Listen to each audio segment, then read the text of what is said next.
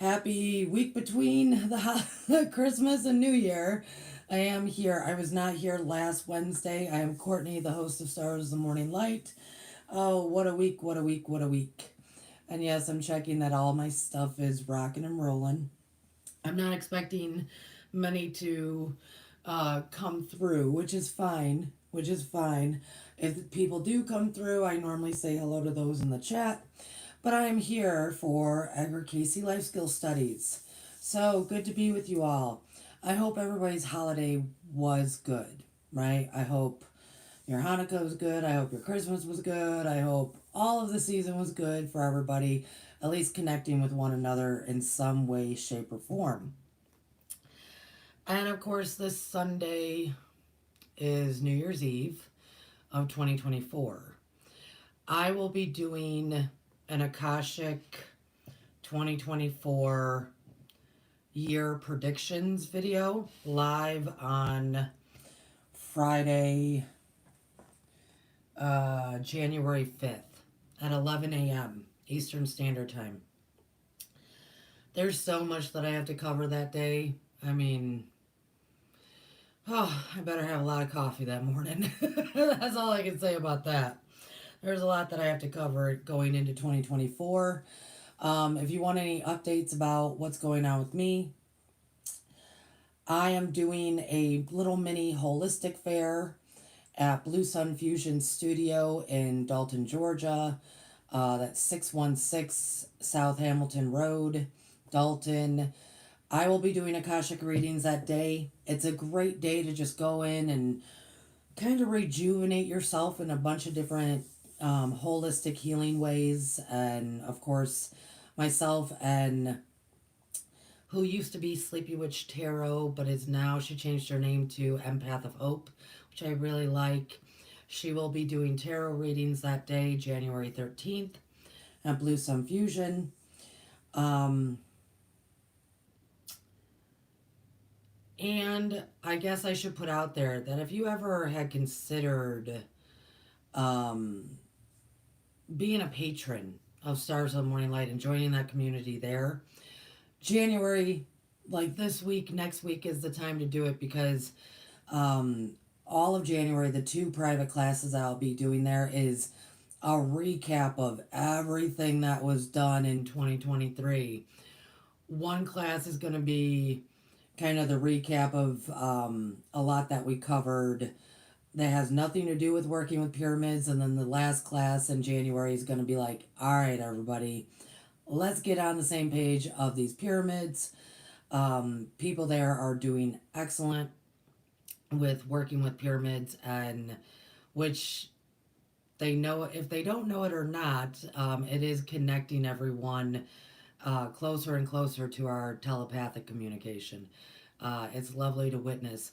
I see Seeker of Truth has come in. That is Miss Shelley. Good to see you, my dear. So most of January, other than taking care of my normal, I will be also putting together a lot of curriculum for in-person classes and the patrons. The patrons are going to be going into mediumship curriculum in February, but also curriculum here for YouTube.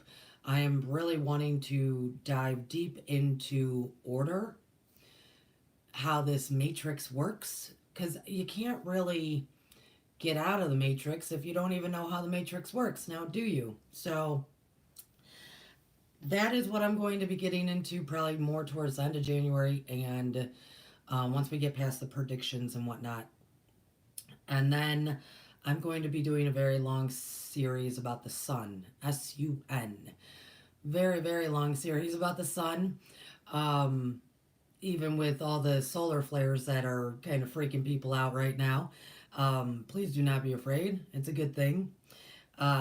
It's what is needed. Is what is needed. So I will be doing a big series about the sun, probably even bigger than order, because I can only talk about order so much. It's really up to people experiencing and practicing and trying to wrap their head around it for themselves. So that is what is to come, folks. I see Lori came in. Good to see you, my dear. I want to tell everybody because this is Edgar Cayce Life Skill Study. And we are going to be, we're going and going with Edgar. I do plan on going back to the playlist of Edgar Cayce and putting in the title if it's a bio video, his biography, and or whatever book we're in. Now we are still in the secrets of the universe and how to use them. And I believe we're going to be in here next Wednesday as well because it is apropos to those who take January 1st as a new year. We can wrap a nice little Edgar Cayce life skills around the pretty new year. Yes, we can. We can tie it up together with a nice little bow. But I wanted to show you guys this. Oh my goodness. Look at this. So, I got this book for Christmas. All right. A Voyage to Arcturus. I got this book for Christmas. I'm so excited, so I wanted to share. So excited. You know, it's so funny. People get, I am so that girl that it's like, oh, I don't want all this stuff. I don't, it's such practical stuff. Like, we got a new compost bin, you know. Um, but then I get a book and I'm like, oh, this is the best thing in life. Oh my goodness, you beautiful stars. I didn't really know about this book. I kind of put it on my wish list. It was sent to me. Thank you. And then I started reading the back. This book was originally published in 1920. 1920. That's the time frame we're in right now with Edgar, right? I mean, when we're doing his biography, that turn of the century is why we're even doing this series, the Edgar Cayce Life Skills, is because we're bringing what was going on around the turn of that century into the 19th century. We're bringing it 100 years forward. This book was published in 1920. I don't even know if it's been in print. I never had heard of it before. Um, and it was republished in 2020 for the 100-year anniversary, right? I gotta tell you, stars, it is telling me on the back of this that this man, David Lindsay, okay, he inspired fiction writers like C.S. Lewis, Tolkien, which Tolkien was, well, C.S. Lewis really wrote a very interesting line, right? I love his work.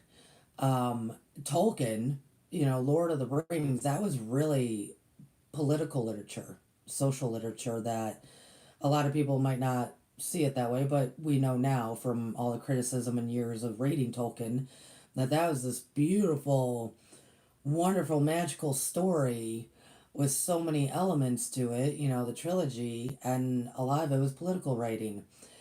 That this guy, David Lindsay, this book influenced them. I can't imagine what this is going to be like.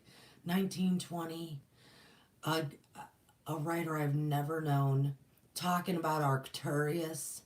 Now, guys, hear me out. Edgar didn't start talking about Arcturus until way later.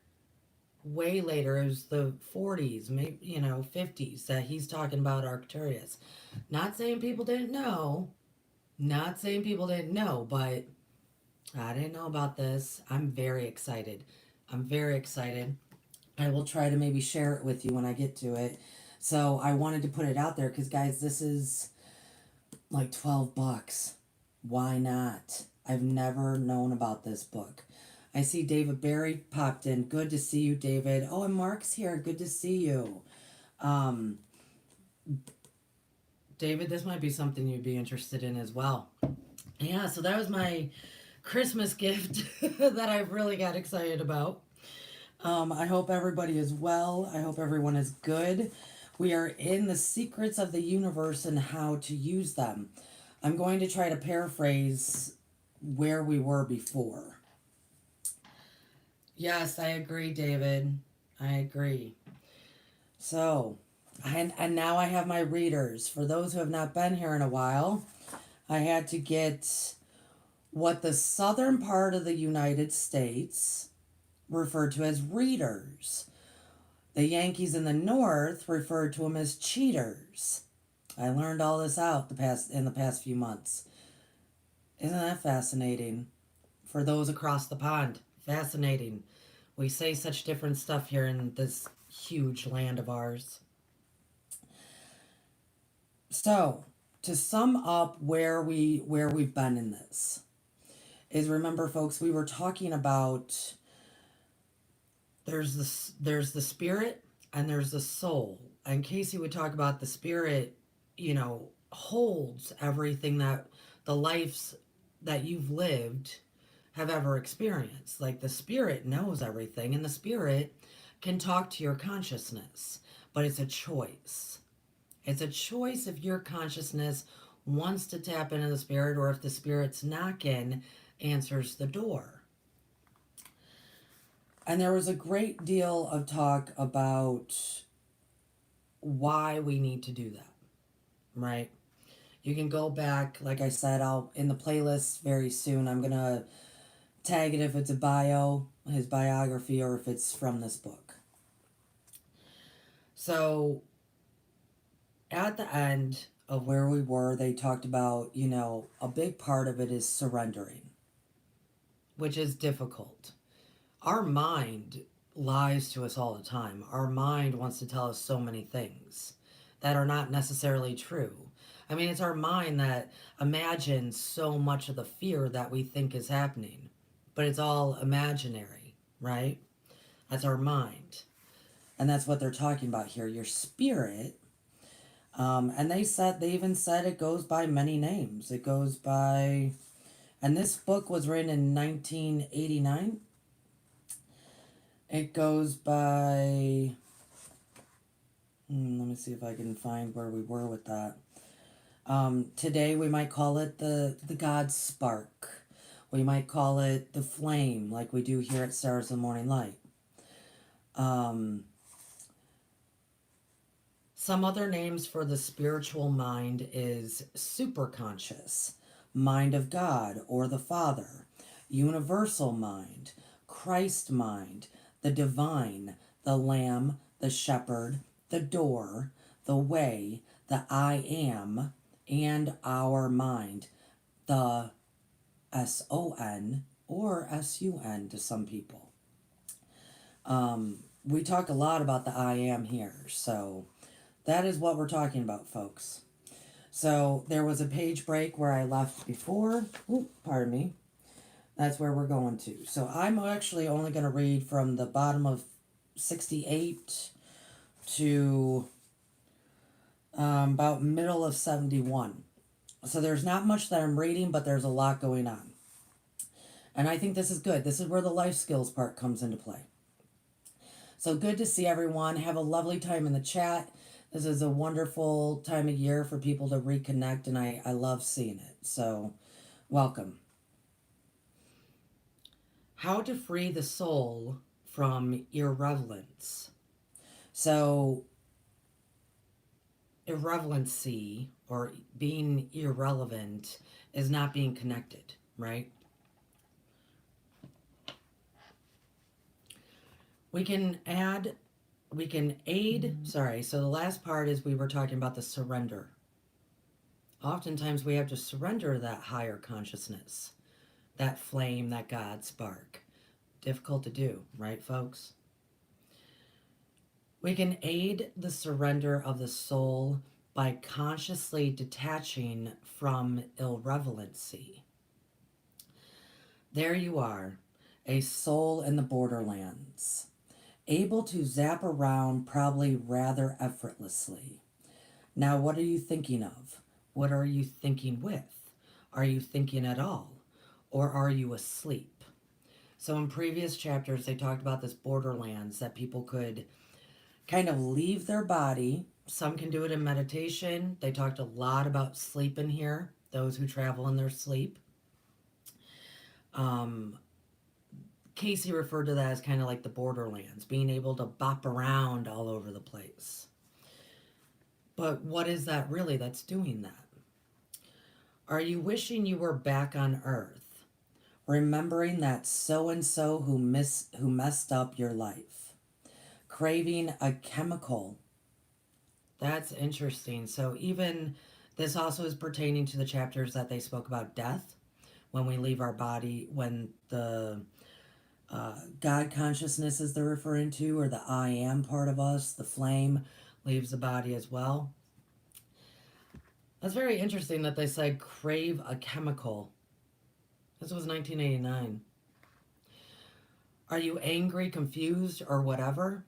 If so, you are trapped in irrelevancy. However, if you are detached from Earth, but busily going about the soul's business in total harmony with the cosmic consciousness, you may skip this section. Well, we're just going to keep going. I know you all have your souls connected to the cosmic and you're not afraid and you're not craving the earth and the chemicals and all the confusion here. But we're going to keep going just in case. The soul mind remembers only what is relevant. But sometimes the snars of earth become relevant. As the soul, do you want to be encased by all that you have carried throughout your life in your subconscious mind? If not, you must detach from it now. For only through incarnations in earth can earthly things be met. It is imperative to recognize now what is real and to detach from all else as best as you can. Before we continue, I'm going to break some stuff down. They're about to go into either when you die or when you're traveling to gain higher perspective, higher consciousness, right? You have to detach from earthly matters. But they will also say, like how we refer to learning lessons here or having to release the lessons that we've learned, and I've spoken about this a bunch of times, folks, that we could learn many lessons from past lives. We've learned them. We know what to do. But in this life, especially this life, because of the energies that are presented in our time frame of now, especially in this life, they come up not to necessarily learn again, but to walk in what we already know, to choose differently, to choose right from wrong, right? For our particular lessons. And so they're going to talk about that a little bit, but it does take a certain amount of detaching from earthly matters, earthly things, earthly stuff that likes to hold us down, 3D, right? And I understand. This is going to be my dilemma for the next year and a half. I know it is. Because there's such great stuff here as well. And human connections that we need and love. All sorts of things that do kind of weigh us down. So I will continue. I just wanted to give you a little snippet as to what's to come. It is imperative to recognize now what is real and to detach from all else as best as you can. A person who won't recognize what is real is like a woman whose house is on fire but won't leave without her false eyelashes. A person who won't detach from mental baggage is like a man walking through an airport dragging his house behind him. This is very imperative. This is why we've been talking so much here, especially in the reflection videos, about acceptance. That woman who her house is on fire, but she doesn't want to accept that her house is on fire, right? Or the man who will not let go of all of the mental strain, the density of 3D. A person who won't detach from irrelevancy is like the woman who had her dead husband stuffed and placed in a chair so she could yell at him some more. That's a little creepy. But you were all getting the point that this writer is trying to make, is that we have to let go of things that are not relevant. And so much of the earthly matters, tangible and untangible, are not relevant. The Bible simply says, leave the things of the earth behind. Cayce's reading 28:139 says, and I do want to say, guys, next week I plan on going into the Edgar Cayce Companion and going and using that to, when they give us the reading numbers, I'll be able to look them up, hopefully in that one, so I can read the full reading to you as well. Cayce reading 281-39 says, for thoughts are things, and the mind is the builder. But if ye fill thy mind with cares of the world day by day, ye may not in the moment give the best that is the life of those that live the Christ life. Even as Jesus gave a new commandment, that ye love one another. We've talked a lot about the builder. We've talked a lot about the power of the mind. What you think is. But so many people get trapped in all the stuff that's telling you how to think, and they're not in the moment to be of service to one another. The key phrase in this reading is, ye may not in the moment give the best. All we have is the moment to give. The moment to give. Here lies relevancy. That's what it comes down to. The moment. This is how the past is built, moment by moment. This is how it is done. What is the mirror that reflects what has been and what shall be. See it, be it. Make lists. I know some that might be hearing this later. Many of the patrons, I had asked for their 2024 intentions because I do this huge thing at Yule for everyone. And a lot of people were saying, I need to organize my life. I want to make lists. I want to get my life prioritized for exactly this. So when the moment presents itself, I can be present, right? Make lists. Lists circumstances, attitudes, emotions, traits, and habits that you wish to detach from. I'll pause. Y'all can take that in. This could be something many take January 1st as a new year. Many do take that time as reflection, which is groovy with me because you're post-Yule into the dark period of the winter.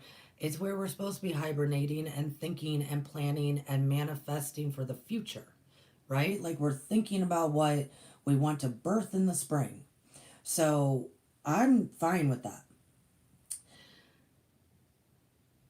Maybe do these lists. I don't know if you've ever done this.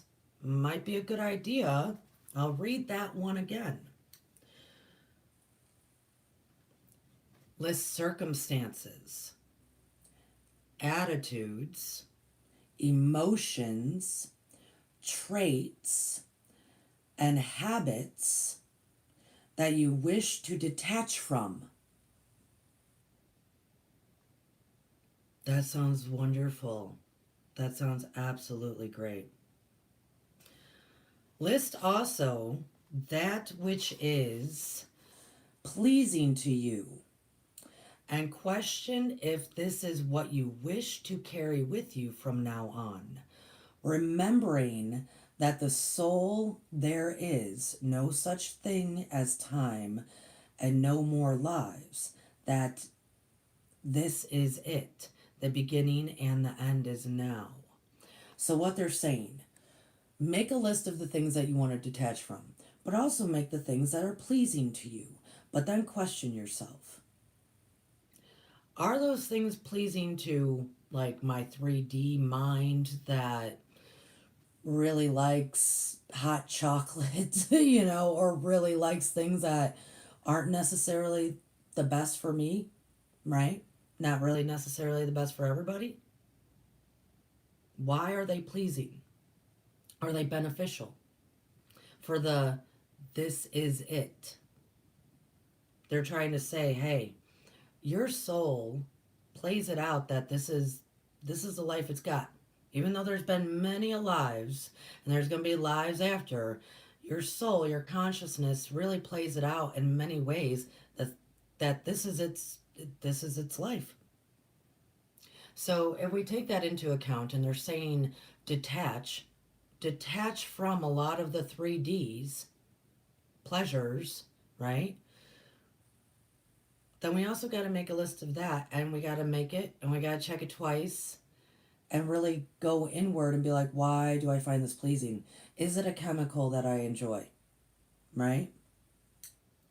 Especially in today's world, there's chemicals in everything. This listing is like pretending you are going to change residence. And then they put consciousness. So they're going to use beginning a new home or changing locations as in consciousness. So changing your mind, changing your consciousness, connecting the spirit mind with the conscious mind to be the ultimate builder that you are. This listing is like pretending you are going to change residence, consciousness. You walk through the rooms of your house, deciding which furnitures, you shall keep, which you shall leave behind. Liken your belief system, attitudes, and emotions to furnishings. God, I can't say that word today for some reason. The furniture in your house, of your home. Is your home furnished with treasured antiques that have stood the test of time? Or old junk that you never wanted but inherited from Aunt Mildred? Or snappy new plastics that are going to last about 5 minutes before they are dull and worn looking? Now pretend that money is no object. I like this, and I'm going to say something about that. Now pretend that money is no object, and you are going to purchase new furnishings for your new residence, your consciousness. So they're saying, imagine changing your consciousness, evolving, expanding, growing, obtaining wisdom, right? Is similar to like walking around your house. Let's say you're going to move, you're going to change locations, you're going to walk around your house right now and you're going to look at all this stuff that you have. Why do you have it? Do you want it? Do you not want it? Is it junk? Do you stub your toe on it all the time? Does it just get in your way? Right? And then they said, now pretend that money is no object. I like this because what that represents to me is pretend that you can manifest whatever you want. You are a builder. You can build whatever you want. Things flow to you, right? Imagine that there were no limitations of 3D and you can have what is truly yours, right?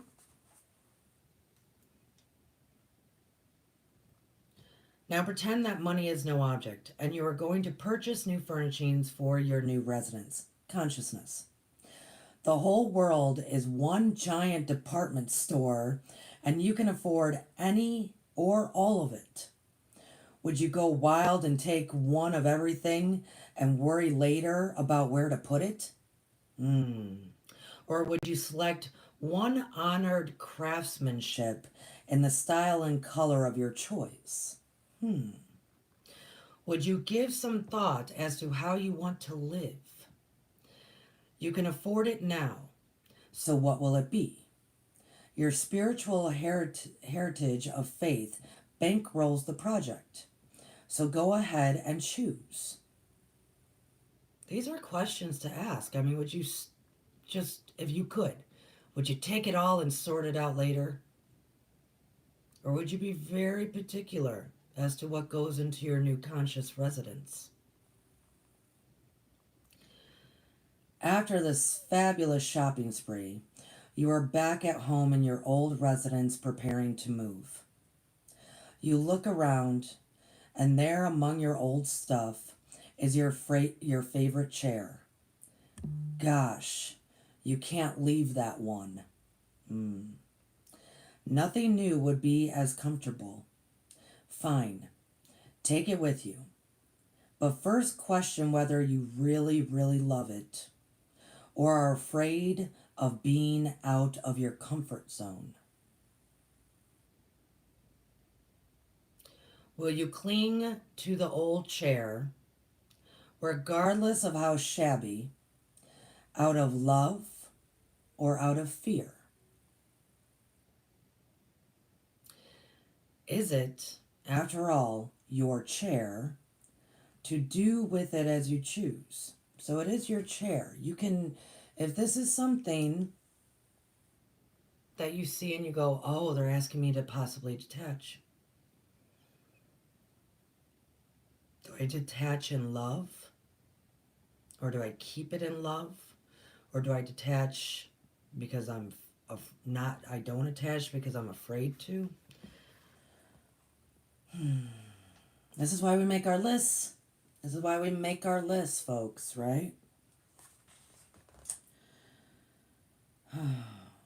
But remember, you are moving in consciousness. You are moving on. It's inevitable. You're changing residency. You're changing consciousness. That idea may frighten you so much that you, by golly, that's awesome. Nobody uses by golly anymore. By golly, will take that chair just in case you want something to remind you of the past. No matter how shabby, the chair holds memories. Old attitudes and beliefs are like that old chair. We curl up in them and feel comfortable, safe. We think nothing else could feel as safe as that old chair. Okay, it won't look right in the new place, but I'm taking it with me anyway. I'll store it in the attic.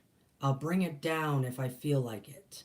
You can always slip cover it. You can always put a slip cover over it, right? What is that? Sure, you can put a fresh new cover on it so it won't look so shabby. Of course, underneath it's still the same old chair, only with a new face on it. That way you can hang on to it, but no one will know. You can fool everybody, but you can't fool yourself. You'll know. But that's okay too, if it is okay with you. You may vow to take that chair with you into eternity. And that's exactly what you will do. I'm going to pause. I do like that because it's from Edgar Cayce's readings that she's compiling all this stuff and concepts. In sincerity, if you do choose to take that old shabby chair, habits, ideas, thoughts, beliefs, with you, that's your choice. There's no judgment there. That's your choice. These are suggestions as to, hey, it might not suit you where you're going, your new residence, your new consciousness. It might not suit you anymore. But if you want to hold on to it, put a new look on it, throw a new slip cover on it, Sure, that's your choice.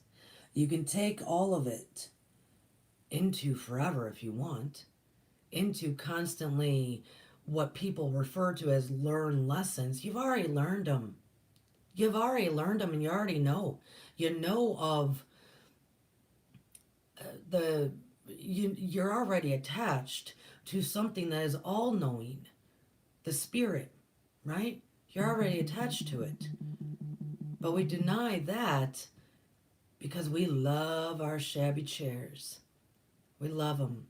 So technically, we're not really learning lessons. We're making choices to either walk in what we know or walk in what we perceive, what we think we feel like, what we think we know, what 3D wants us to think and feel like. But it's a choice all the same. With no judgment, um, it's a choice all the same for every individual, right?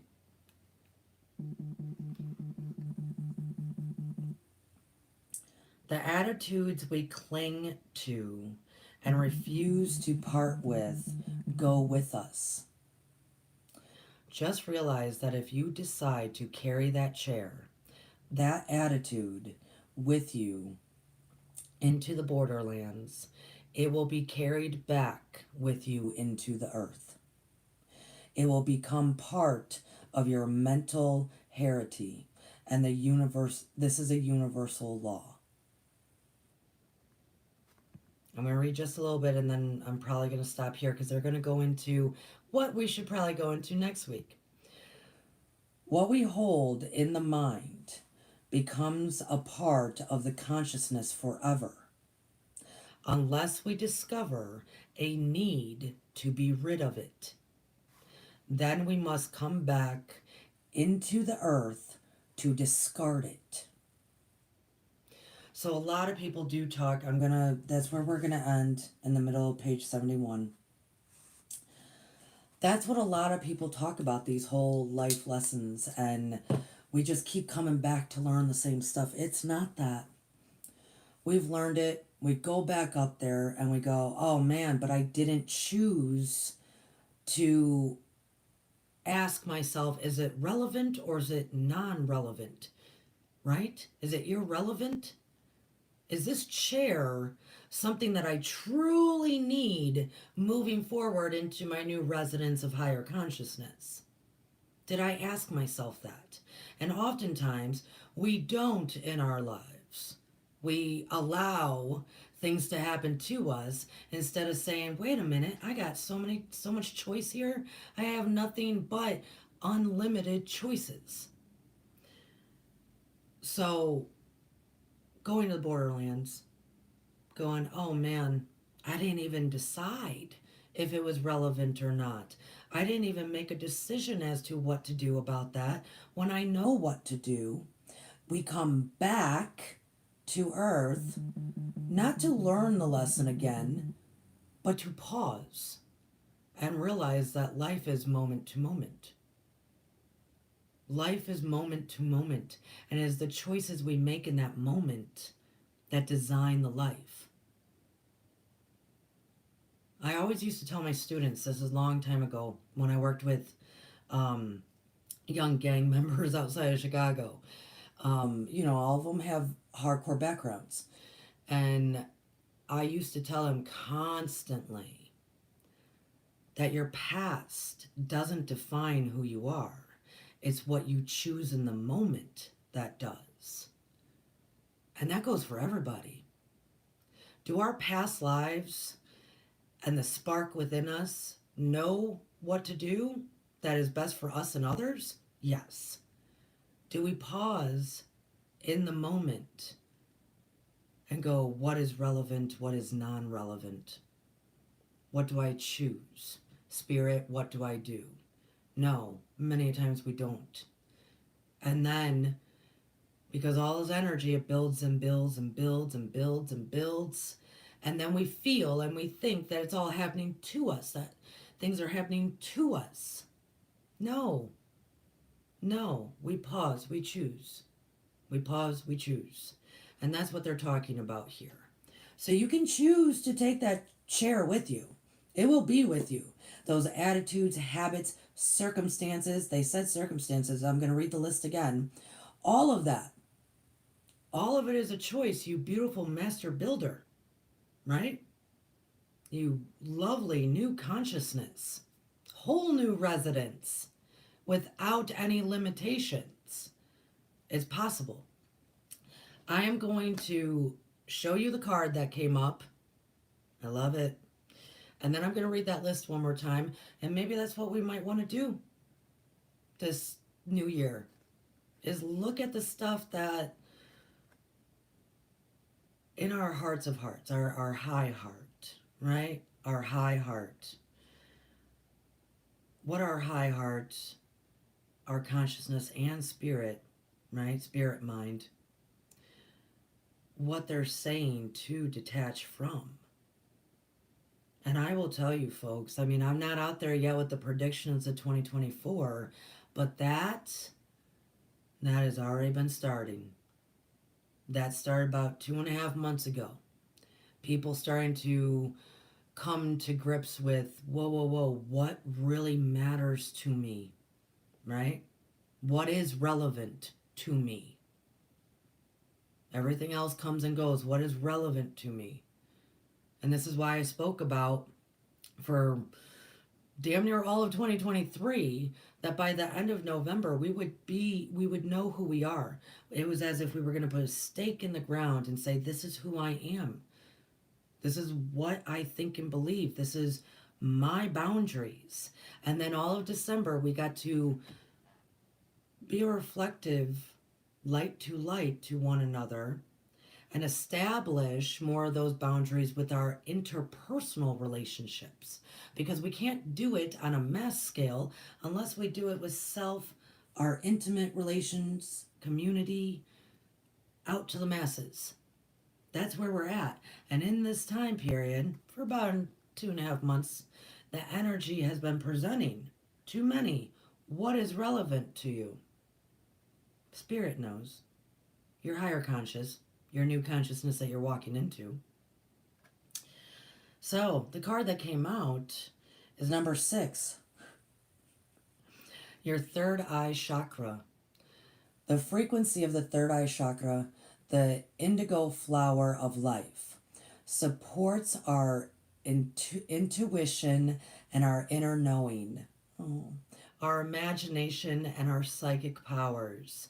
I think everybody here knows what that is. The third eye supports our intuition, our inner knowing, our imagination, and our psychic powers. So use it, folks. Make that list.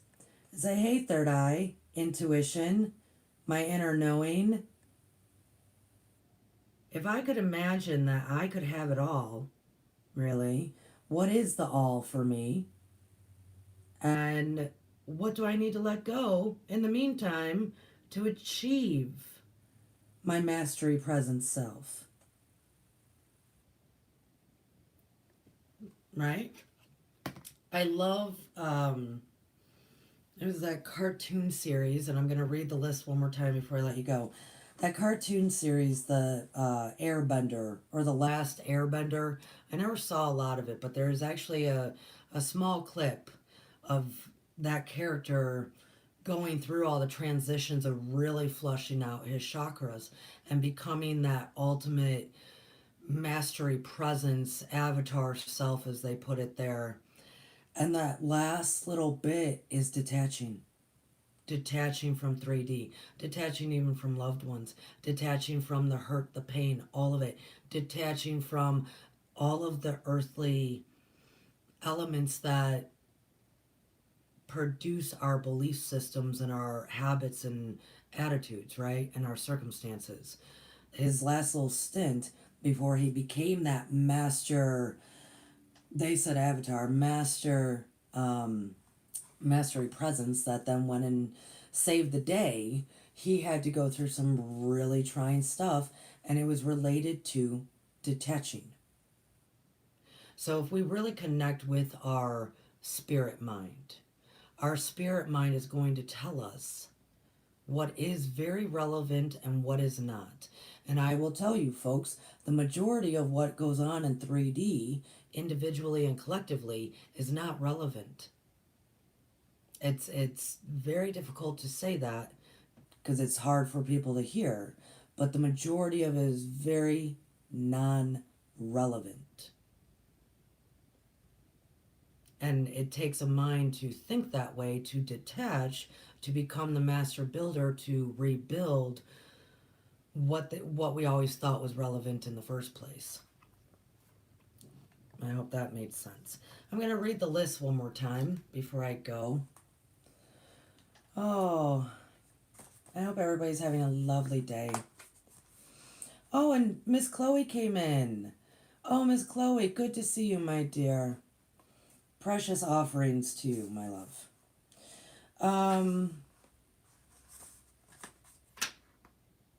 We're going to go back to the list, and then I'll read those, and I will let you all go. Oh, briefly, I'm not going to be here Friday. The next time you see me at Friday at 11 a.m. live, it is the 2024 predictions from the Akashic, 11 a.m. live Eastern Standard Time, Friday, January 5th. January 5th. So I'm not going to be here this Friday, but I will be releasing a recording with Lucky Stone 888. Many of you know him as Lucky. Friday night, this Friday night at 8 p.m. Eastern Standard Time, Esoteric Tea with Lucky and Courtney. That will be available this Friday at 8 p.m. All right, the lists. Make lists, folks. List circumstances, attitudes, emotions, traits, and habits that you wish to detach from. List also that which is pleasing to you. But remember, so we're making two different lists. We're making the ones that I want to detach from this. And the majority of us do have a little idea, right? As to the stuff we are that's on the top of our minds all the time. Oh man, I need to get rid of this, or I need to stop doing that, or whatever we do as humans, right? Write those down, easy. But then sit with yourself for a moment and think about what more is your spirit mind really saying. Yeah, detach from this, detach from that. Look at what is truly relevant to you. And detachment, folks. Whoa, that's a very big disclaimer I guess I need to put out there. Detachment does not mean go quit your job. Detachment does not mean tell your mother to go herself, right? Detachment detachment is a mindset. Detachment is a mindset. I'll give you an example. So I grew up well, I grew up poor. I mean, there is no other word for it. There's poor. Because I was going to be, were you broke? No, we were poor. And there were times that I was seeing my mom having to get food out of the dumpster. So, yeah, we were poor. And we moved around a lot. Like, we moved around a lot. We were that family, right? So, growing up, all I really ever wanted was a home. Like a permanent home that was mine. I could stay there. Ain't nobody touching my stuff. Like we're not moving in the middle of the night. That kind of thing, right? I just wanted a home. Well, then in my late 30s, Brad and I were able to get a home. So now I have this home. I love my home. I love it. I'm not against my home.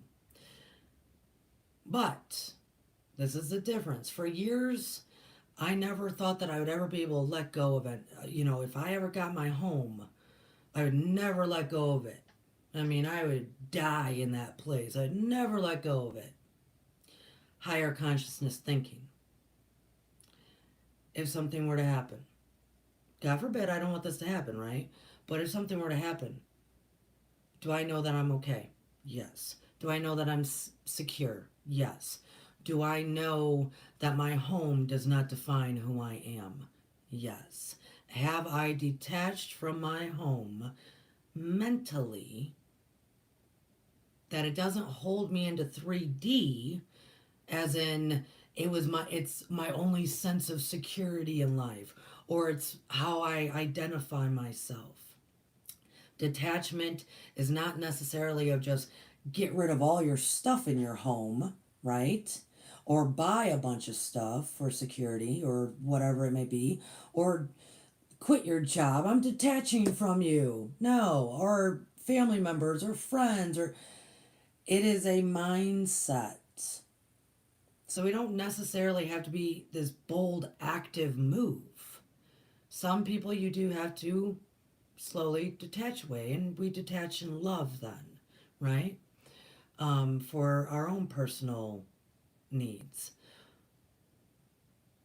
But detachment is not that. Detachment is your emotional, mental memories, all that kind of stuff that they talked about with that shabby old chair that we can't necessarily get rid of just yet because it holds something for us that is actually not relevant to where we're going. That is the detachment of being able to go, yep, do I still sit in that shabby old chair right now? Yeah, because it's the chair I got. But if I needed to throw that away or burn it up or say goodbye in any other way, I can. Groovy. I'm not attached emotionally, habitually, mentally, any of that to objects, people, places, and things. It's a mental state, it's a mental conscious level, right? And that means all emotions too: guilt, shame, fear, all of that, right? All of it. So when we go to make these lists, it's not just, oh, I have some bad habits. I'm still drinking soda too much or whatever it may be. It's not just that. Go deeper. Go deeper. Are we holding on to society or societal like concepts or political concepts or any kind of concepts or um, whatever it may be, belief structures that don't suit anymore, right? Whatever it may be, go deeper. A lot of times, and we can detach in love and detach in non-judgment because we're moving into higher consciousness. You can move out of the ideas of, oh, I once felt this way and thought this way for a long idea, and everybody around me feels this way. But then you start noticing that belief structure or concept or social structure, what have you, is really based out of fear in a lot of ways. And you go, whoa, I don't want to live in fear. Remember, and I teach it a lot here, or at least I speak it a lot, I should say. Ask yourself all the time, am I in love or am I in fear? That's when we pause in those moments to make those choices. Am I in love or am I in fear? How do I walk in love here? How do I choose love here? Or am I choosing fear? It's the easiest, best way to get the job done to move on into that higher consciousness. So, list circumstances, attitudes, emotions, traits, habits to detach from. At the same token, make a list of all that stuff that is pleasing to you. Make a list of all that stuff that is pleasing to you. But then go back and look at that list maybe a few days later and go, why is this pleasing to me? Why is this satisfying some kind of carnal thing within this human body that I'm in that has no real relevancy other outside of 3D, right? Go deep, folks. Go deep. Why not? Why not? And you can do it over a period of time. It's not like you do this in like 20 minutes and then never do it again. Keep going. So I love you all so much. Oh, oh, David, thank you so much, David. I've been enjoying you so much. It's when I will tell everybody, um, go over to David's channel occasionally and just listen to, even if it's old videos of David reading. It is a pleasure to listen to David, to just kind of allow David's energy to just kind of wash over you and just be at peace. It's very nice. So, David, thank you for coming.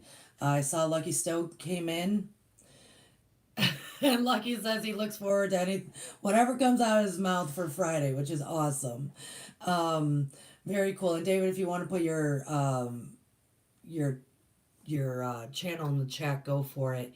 I think everybody in the chat, at least for right now, knows who you are, and we appreciate you.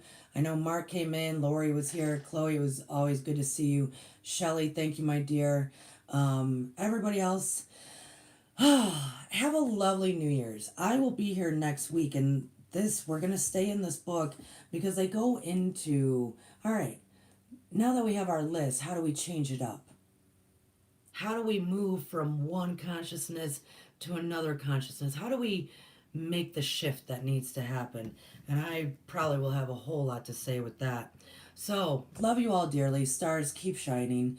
Be with me January 5th at 11 a.m. Eastern Standard Time for the live 2024 predictions. Oh, Lori, good to see you, my dear.